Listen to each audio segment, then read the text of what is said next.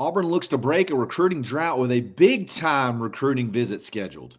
In the world full of podcasts, he's the undisputed heavyweight champion of hot takes, an Auburn sports homer, master of the boog, and message board legend.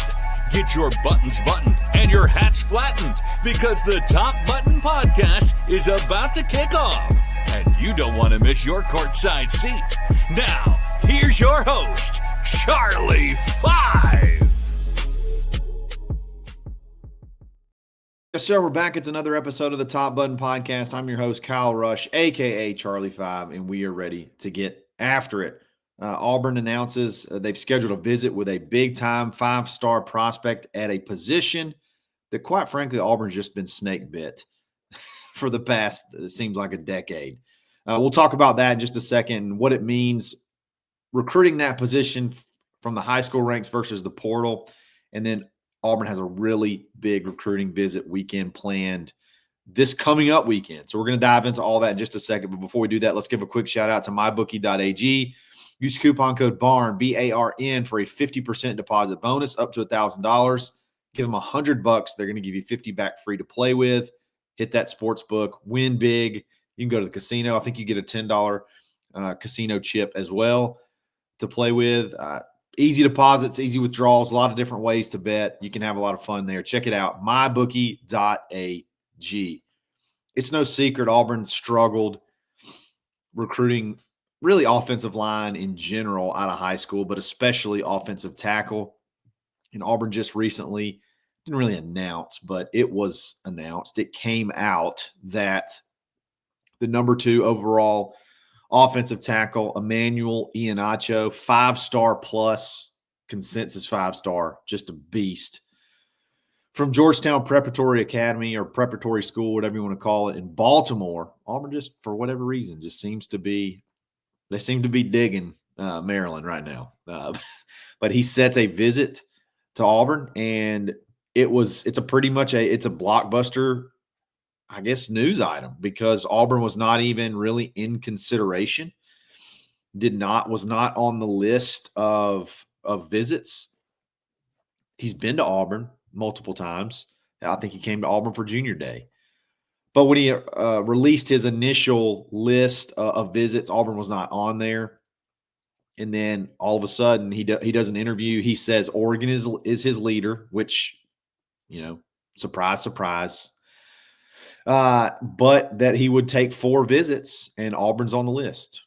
And he kind of put it in order. He said it's going to be, it would be Oregon, LSU, Penn State, and Auburn, and he feels like that's probably the order that they're in. So Auburn's probably running 4th.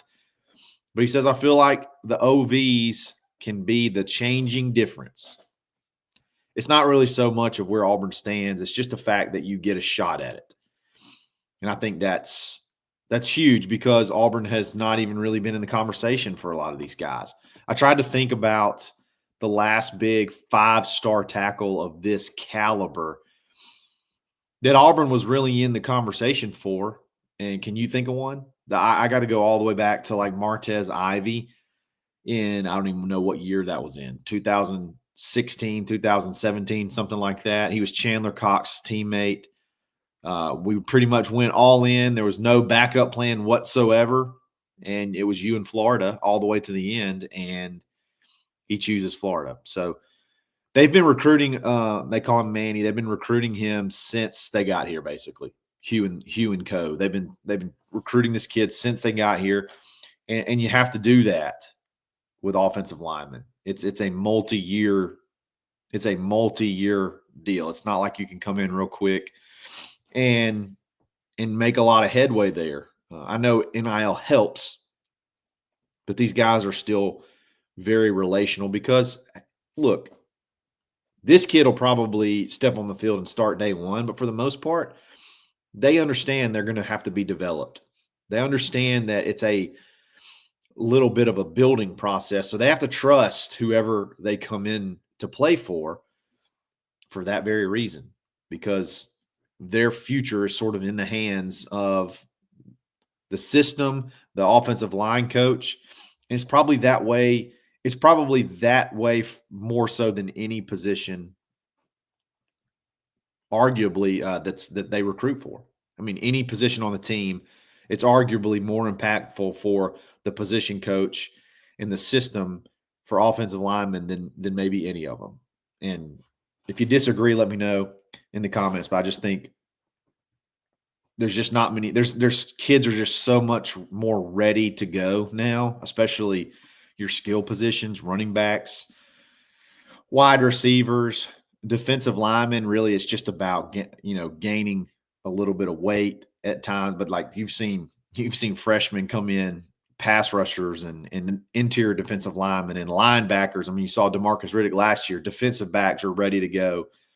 Offensive linemen, though, it still seems like that's the one where their development really lies in the hands of the coaching staff. So they got to feel comfortable. They got to feel comfortable that they're going to feel good about coming to a particular school that they'll be taken care of. So that's massive. He's massive. He's already 6'6.5", 340, 350 pounds.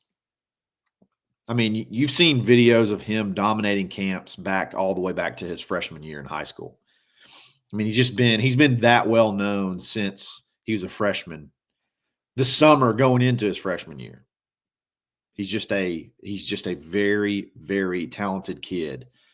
And I think I kind of want to transition and talk about like what it takes to get one of these kids. And then let's talk about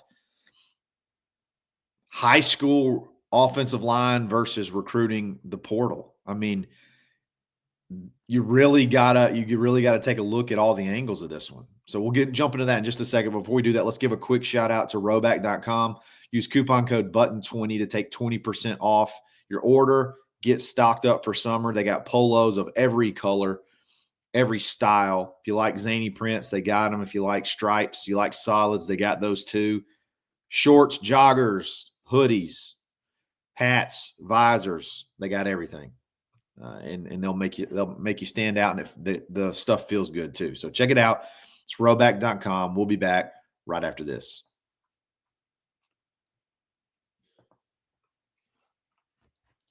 All right, for the offensive line, let's talk about recruiting high school versus recruiting the portal. Now, when I say that, I don't mean don't recruit high school at all. I'm specifically talking about this caliber kid, the top 3-ish offensive tackles. When you go after one of these kids right now, I don't know that there is a higher NIL. I don't know that there's a higher costing NIL player out of high school than one of these guys. One of these top 3, maybe top 4 offensive tackles. Like there's like no doubt they're going to go for the biggest money. I mean, that includes quarterbacks. I'm talking these guys, some of the money that was exchanged last year for some of the top guys, David Sanders that went to, I think, Tennessee, like those guys, it's incredible. It's well over $1 million. I mean, you're talking into the $2 or $3 million range. You're going to have to invest a ton to get kids like this. And I think their market value, and I think when we talked about NIL the other day, when we talked about the salary plus endorsements, I think their endorsement, the value is there. It'll be worth every bit of it because everybody will know these names.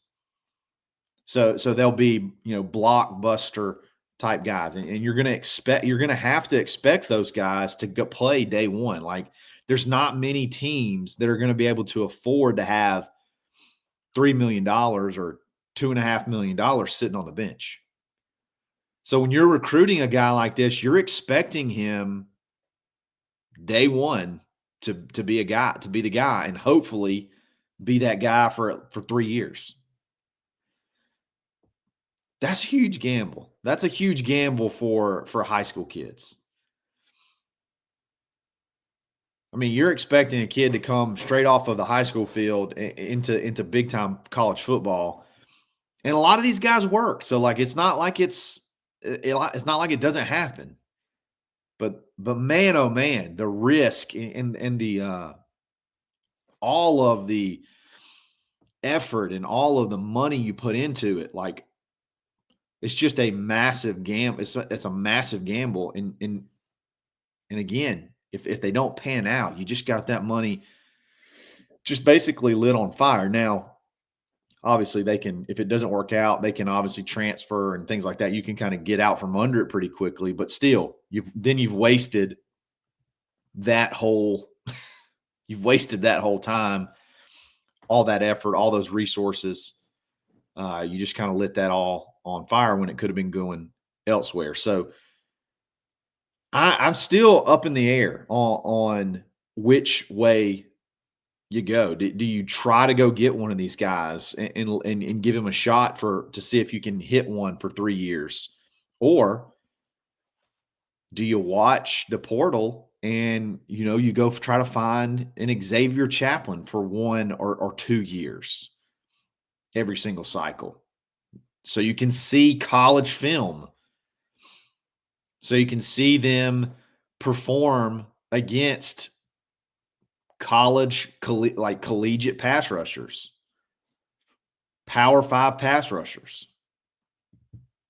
I know that you never know who's going to be in the portal for the most part.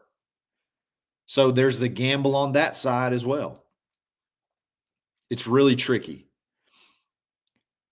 I would say recruiting the other positions, like if you can get you a 4-star guy, a 3-star guy that you evaluate really well, like I'm not saying don't recruit high school at all. Like go ahead and you still need to bring in 4 or 5 high school guys every single year. You need to bring in your interior guys.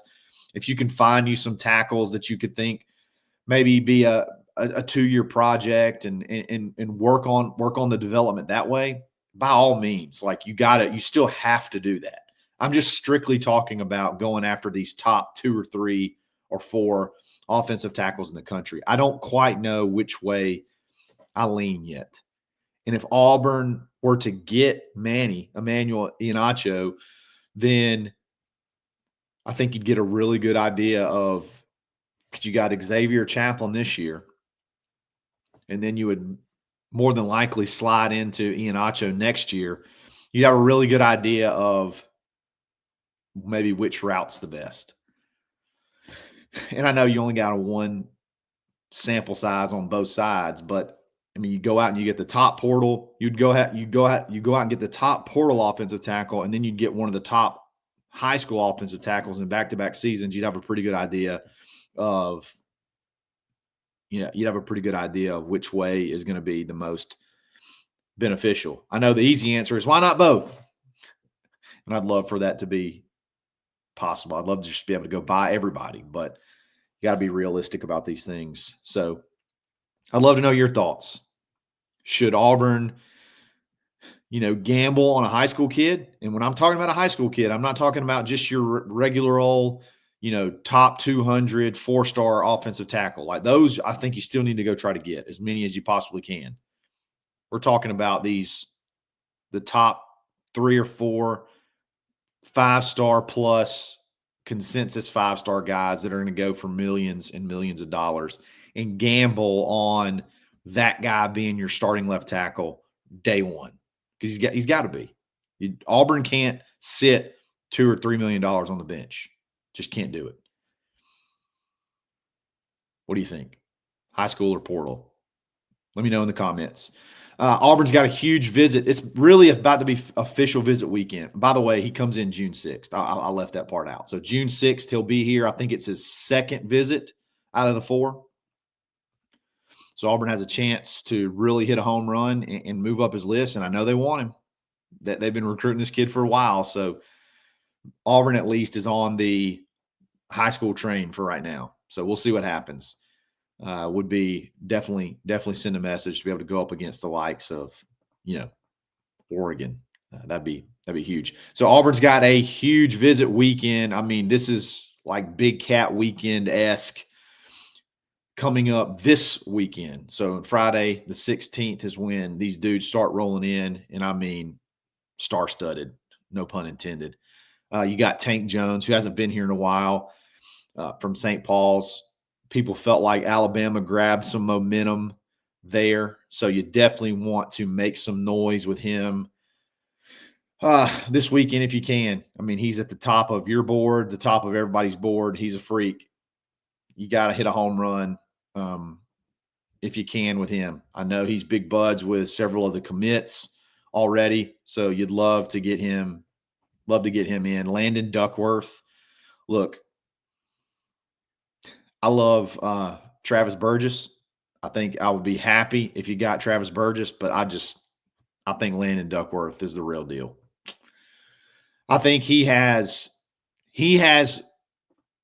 athletic ability that maybe even Deuce Knight doesn't have. Like he is a absolute, I mean, you're talking about not only he could be a Power 5 basketball player as well, and he could be a Power 5 track athlete as well. He is a absolute freak. He does probably have he'll need more work in the passing game. He's got a really good arm. They throw a lot of deep balls in his offense. So it's not a ton of in high school. They've got some freaky athletes at wide receiver. Obviously, they got a Xavier Crowell. He throws a lot of deep balls. So I know that like reading a defense and just the fundamentals of being a quarterback and how to execute an offense are going to be something that's going to probably require more work than a Travis Burgess. But my gracious, man, I'm telling y'all, his athletic ability is off the charts. I personally would love for Auburn to push for him and get him. I think he's going to be special. I think Ole Miss was probably going to be the landing spot, but there's been some issues there, I think, between him, his family, and Lane. South Carolina is obviously in the mix. This visit kind of came out of nowhere. We talked about it a couple of weeks, maybe last week or a week before. Kind of came out of nowhere. So is Auburn sort of reigniting the flame here? We'll see this weekend. Another big pass rushing edge that's coming in, Trenton Henderson. Remember that name from Pensacola. Auburn has felt like the presumed leader for a while now. I know he's tweeted out stuff like, my recruitment's 100% open, but watch out for him. Watch out for him. This edge class could be ridiculous. Give me as many guys as at this size, 6'4", 230 pounds that are freak athletes. Give me as many of those as you can find. We'll figure it out. We'll figure out where to put them. We'll work with them, gain some weight. Whatever we have to do, put them at linebacker. These guys are just exceptional athletes. Give me as many as you can. And then another one that's of the same cut from the same cloth as Bryce Perry Wright, another edge. So that's 3 big-time edges, all top 100 players that'll be on campus this weekend. Bryce Perry Wright's from Buford. He's a little bit shorter than the other guys, but still freak. And Auburn has a lot of momentum with him as well. There's been times where people thought he would go ahead and pull the trigger. Vodney Cleveland, my man, my favorite player in the class. Florida's really, really come on there. I would have said that it was basically a lock to come to Auburn, but Florida's really made him a priority. So this weekend's big, big, big for him. It's big to really need to make waves with him this weekend. And you got 2 running backs coming in that I'm excited to see. You got Derek Cooper, who's probably my favorite running back in the class from Shamadama. If you know, that's down in South Florida. That's Sean Shiver's school. So, and also Denarius Gray, I believe, is from Shamadama. So that helps there. That could possibly help there. That's going to be tough to beat Miami out for him. I think Georgia's on him pretty good too. So Derek Cooper, and then Joe Lamar, who's one of those big state of Georgia running backs that just can do it all, and they're just thumpers. So, I mean, right there, I just named off 5 or 6 guys, and that's not even the full list. I mean, you got a total of 12 guys, plus you got probably more than 12 visiting this weekend, but at least 12 that are on the official list. Couple of offensive linemen, 3-star type offensive linemen that you got to have, that you can make go ahead and maybe get them to pull the trigger. So it's official visit season. It's going to be every weekend now up until the end of June, whenever they start the new dead period. So definitely be on the watch. We'll kind of keep you updated there as stuff materializes. So guys, I really appreciate it. Don't forget to check out mybookie.ag and take advantage of that coupon code. We're going to be back every single day this weekend. Get in the comments. We'll have a conversation. The live chat is, if you catch the premieres at 7:30 a.m. Central Standard Time, the live chat is electric. So get in there in the live chat and mix it up. And we'll be back again soon. Like the video if you like it. Like the channel. Subscribe to the channel if you like it as well. And that way you're alerted whenever new content drops. So it's another episode of the Top Button Podcast. Stay buttoned. Thanks for listening, and drive home safely.